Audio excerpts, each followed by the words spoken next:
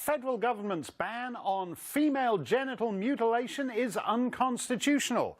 Boy, those founding fathers provided for everything. 2 Michigan doctors and 6 others were charged with transporting girls as young as 7 across state lines for the procedure.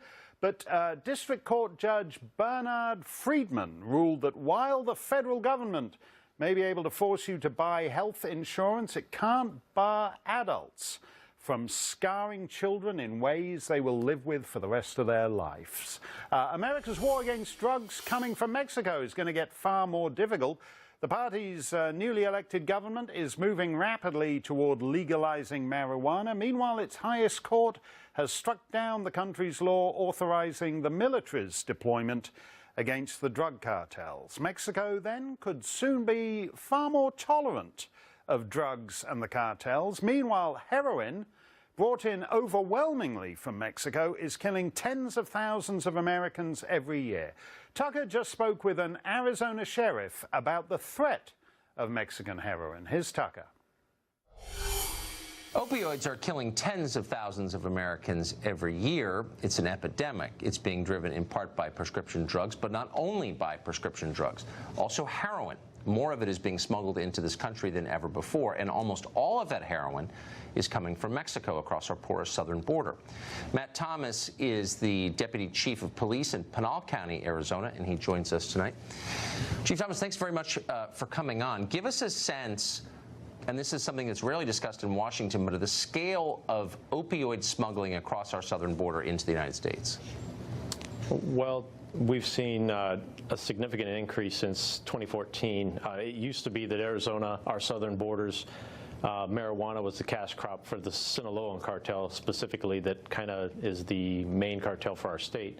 Yes. And there was a significant shift starting in 2014 where the marijuana smuggling started to decline, and we started to see a significant increase in the smuggling of heroin, fentanyl, and methamphetamine.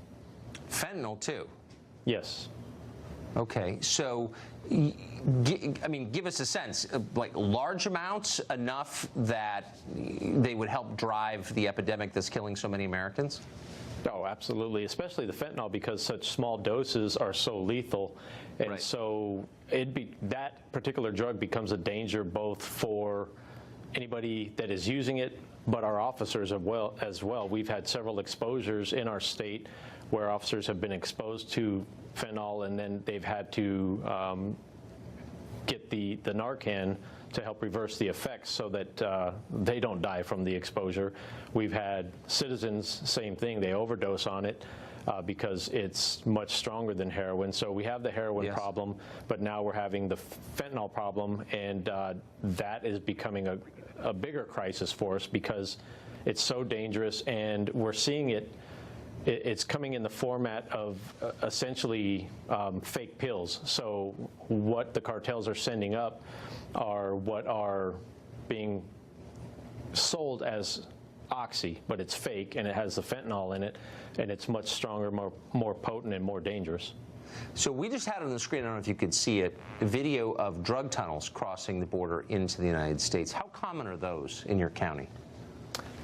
In our county, not common, because we're off the border about 70 miles, and the county is unique, being that we're off the border 70 miles, but it's open desert to the border. That's what kind of makes us more like a border county. But right. For the border counties in the state, Pima County, Cochise County, Yuma County, yes, very common, because the Sinaloans essentially are the masterminds behind those tunnels, and Arizona being predominantly Sinaloa cartel ran, very common to see tunnels throughout our state.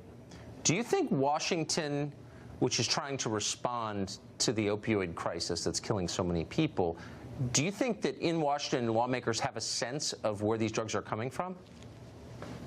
I think they have a sense of where they're coming from. I mean, they would have to have their heads buried pretty deep in the sand to not have a sense of that.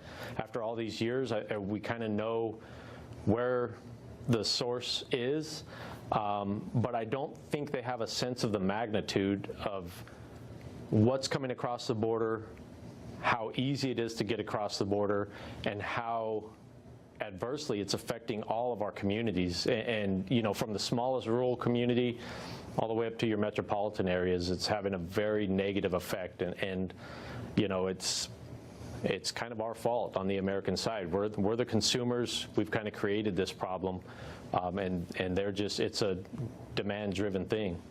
Yeah, it would be nice to stop it. Thank you very much for telling us that. I appreciate it. Absolutely. Mexican heroin.